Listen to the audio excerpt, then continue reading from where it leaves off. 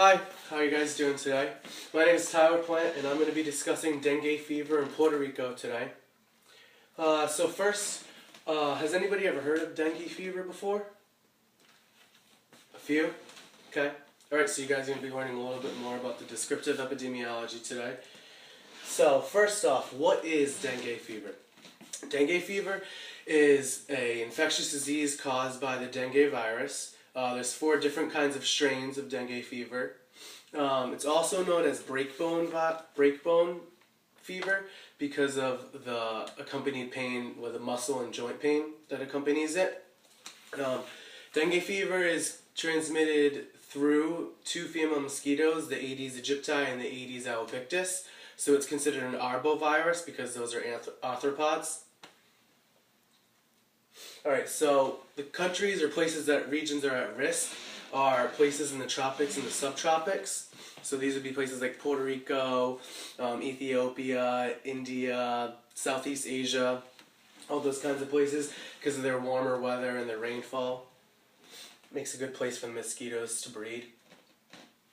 So who is at risk for contracting the disease? Anybody who lives or works in these types of environments is at risk. It doesn't matter if you're a child or adult or if you have a lot of money, don't have a lot of money, or your ethnicity. As long as the mosquito is getting the feed that they need, they don't really care who they're biting. People who travel to these places should also take precautions. Maybe sleeping under an insecticide net or wearing sleeves or wearing bug spray.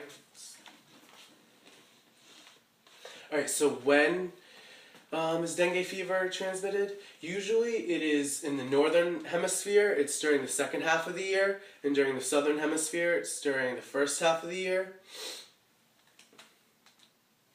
Alright, and here's the table from the Puerto Rico's Department of Public Health. It's in Spanish, so that's why I'm just going to read it to you. I translated all of it. So in week 41, there was 48 cases that were reported, which makes the incidence rate 1.32 per 100,000 people. This is below historical average. They've been taking the averages since 1986, I believe, throughout. So, and then on the right side of the table we have the accumulated cases in 2014 up to date. So right now they've had 6,303 cases. 451 of those, which is about 7%, were laboratory confirmed. So that made the prevalence rate 174.35 per 100,000 cases. And there has been 0 deaths since 2014, so that would make the case fatality rate 0%. Alright, next we have 2 graphs. The first graph is from comparing 2014, 2013 to the historical average and the epidemic threshold. So you can see that 2014 is the red line and 2013 is the green line. We've had less cases than in 2013, but we've been above the epidemic threshold from week 36, we've been above epidemic threshold from week 26 to week 36, so that's like mid-September to mid-October, and we've been above the historical average from week 14 to week 36.